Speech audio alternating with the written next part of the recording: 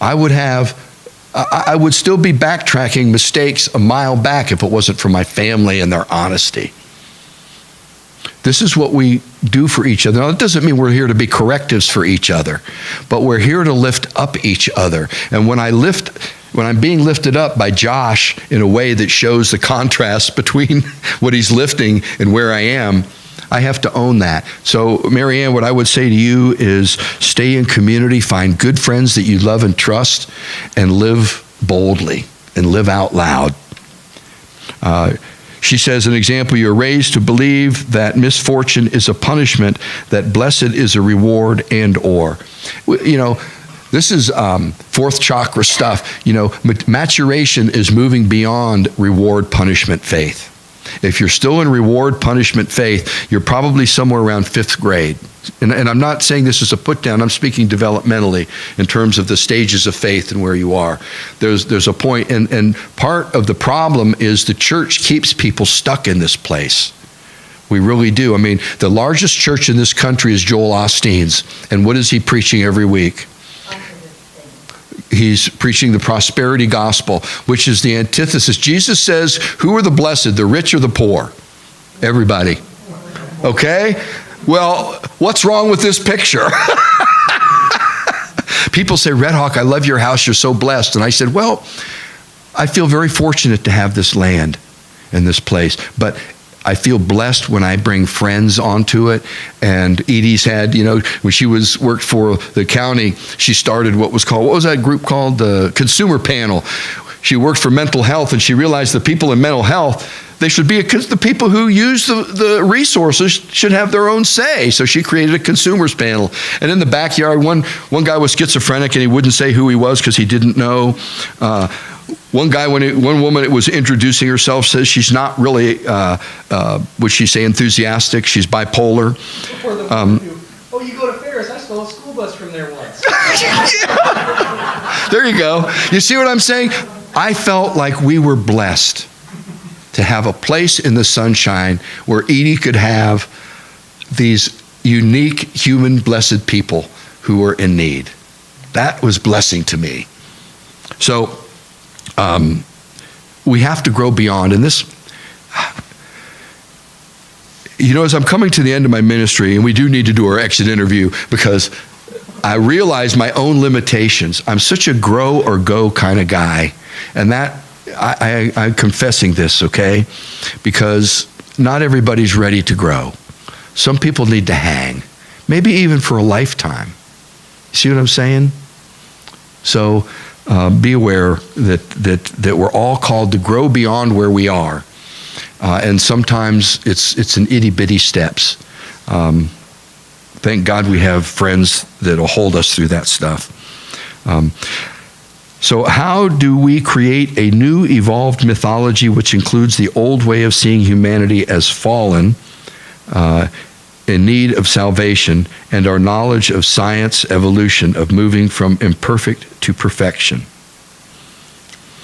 The whole concept of fallen is interesting, because that word, that's a Hebrew text, the creation text, and they didn't necessarily call it fallen. They got kicked out of the garden, they would say that, but it wasn't like our nature had fallen. That was kind of a Christian thing, and we did that somewhere around, I think, the 9th century or something. I can't remember theologically when we started dividing that up.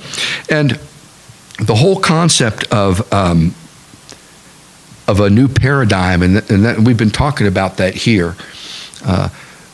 If you look at the physics or the astronomy or the universe in the Bible, it's a 3-layered cake. You have heaven, you have us in the middle, and then you have the underworld. Okay, and that's it. And then right towards the end, in Jesus' time, this guy Ptolemy comes along, okay, and he starts talking about the resonance of the spheres. And that's where Gnosticism, and I'm not going to go getting into all that, but what happens is we begin to see our nature as less than, so that we end up beating ourselves up for being less than. And this is the power of the church versus seeing that we have a place to grow. And this is where to me, Christian mysticism comes in, and even Christian science, not Christian Science as a group, but I'm thinking of Teilhard de Chardin and the Phenomenon of Man, who is a paleontologist and a Jesuit. He talked about we're beginning to see something in our nature that we have misinterpreted. And I'll go back to sin. See, if you look at what's coming out of UW, for instance, this guy created a model of evolution. It's called evolution as an algorithm. And he literally programs some stuff in there, and these little beings he creates, they fall short of what he wants them to do. But they create another being that either falls short or not. And if it's got a great characteristic, it keeps building on that. This is a computer model. See, I think that's what we're doing. What we do with the algorithm and what the church has done is we take a place where we're not getting it right, and I talked about this a few minutes ago, and we call it sin, and then we jam ourselves up there. When it's just one way of not doing it right. If you're getting it, that ain't it. So, how do we get out of this fallen nature? We have to create new language, new stories, and this is where mythopoetry comes in, the new narratives of the human family, the new myth that's slowly emerging. Think about Star Treks and Star Wars. Think about civilization. Science is now starting to talk about civilization as zero civilization, type 1 civilizations, type 2 civilizations. We had no concepts of that before science fiction. See, we're type 0 civilization. Type 1 civilization is where the whole planet, we end up learning to manage it and deal with the resources and care for it and actually manage it, be in accord with it. A type 2 civilization is where we're out amongst the stars, okay? And a type 3 civilization is where you cannot destroy the human family because we've already set up homes on a lot of different planets and other galaxies. You see how it works? How would we have even thought about that if not for the imagination, if not for science fiction, if not for this whole piece? And I'll be honest, how would we even thinking about the love the way we are if it wasn't for Jesus Christ? So we have to move, and again, this movement from imperfect to perfect, and I'm going to say one more thing on this and then we'll move on. In Greco, and I've shared this before, in Greco-Roman thought, when you think of perfection, they think of an engineering design. For me, this cup is perfect. I can close it so when I tip it over, it doesn't come out. It keeps things warm or cold. I can stick it in my pocket like this and carry it around. It fits really good in my car rack and the one in the supermarket.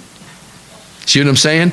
It's a perfect cup. But that's not the way that Jesus was thinking about perfection, or the Aramaic language thinks about things, or that the Jewish Hebrew language thinks about things. You see, the Western languages think about things in discrete quantities. In the Middle East, they don't think discrete. It's more like an endocrine system. You're moving from one to the other. Okay? So perfection for Jesus was not finally having a love that we can say, I'm going to find that love that Jesus had. No, it's learning to love today a little more than we loved yesterday. A perfect love for Jesus is one that's always growing. Remember the time when he was at the Syrophoenician well and the woman asked him to heal her, and he said no, and basically called her a dog, which a female dog is what? Seriously, it's in the Bible. I'm not making this up. Oh, that's my son. The point is, she confronted Jesus. She challenged him and said, but don't the dogs even get the crumbs that fall from the table? And at that moment, Jesus grew, because at that moment, he thought his teaching was for the Hebrew people. And she was a Syrophoenician. Not only was they worshiped at the wrong mountain, they worshiped at the wrong altar, they got all the tradition wrong, and Jesus saw that his teaching was for her too. And he grew. And to me, that's perfect love. Every time our love goes just a little bit past where it was. For me, I was brought up in the South. I'll never forget the day Robert E. Lee quit being my hero, because I understood what we did to black folks. I didn't think about it. Imperfect to perfection.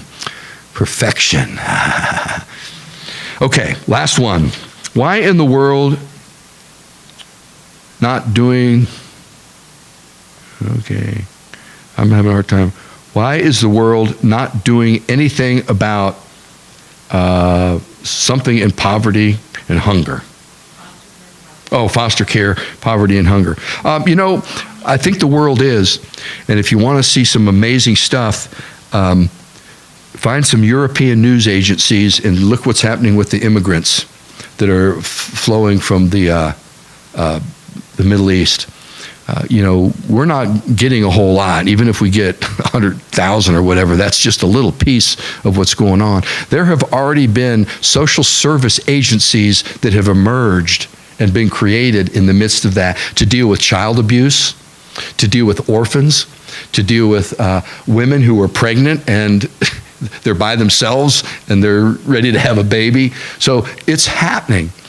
I would say that we're paying more attention to power and security issues because of our fear than we are to the love issues. And that's the part that has to change. And that's, what did Martin Luther King Jr. say? The arc of history bends slowly towards justice. And it's a slow thing. I think it was Yeats who said at the end of one of his poems, I'm having a brain fart right in front of your eyes. What's the big animal out in front of the pyramids? The Sphinx. God bless. The Sphinx slowly turns its head once again towards Bethlehem. We get lost in all the workings of our own stuff, and we forget. And if you will note, when we gather around the table, what is the one word that rings true every week? The word is remember. Reconnect. And that's what we're here to do, to remember so we don't forget, so that we can pay attention, and our paying attention becomes part and parcel of the movement itself. And I want to suggest that that movement will not happen without Jesus Christ. And this will be my final statement. Why do I choose Jesus Christ? Because I believe in Buddha. I believe in all the avatars. Jesus brings us the teaching of the prophets, which shows one thing that all the avatars don't. And that's what I call the hard wiring of love.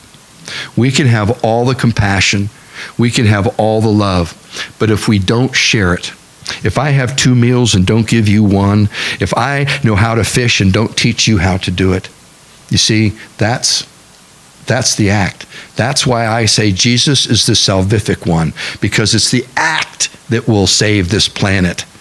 It's not just realizing that we need more resources towards poverty and foster care. It's doing it. It's moving. It's convincing people. Now we're getting into ethos and pathos. How do we change the belief system of the people so that it gets them off their rear ends to actually do something in the name of this love? That's the gig over and over and over. Most people want to sit in their pew seats and they'd be justified to be comforted, to know that it's all going to be okay. And I'm not suggesting it's not. I believe God wins. And I don't even believe that. I watch it happen. But I know this. We are God's hands and we are God's feet. The incarnation will not happen without these on me and you. And what's in our hearts, that's what's going to come through these. So here we are trying to grow these hearts. Let us offer prayer. Gracious God, thank you for this quest. Thank you inviting us, and mostly thank you for showing us through your Son how to walk this road. Gracious Holy One, through our questions, through my fumbling responses, through the stumbling of the human family, help us to recognize the openings of your grace and dare to step through in the name of your love. Hallelujah and amen.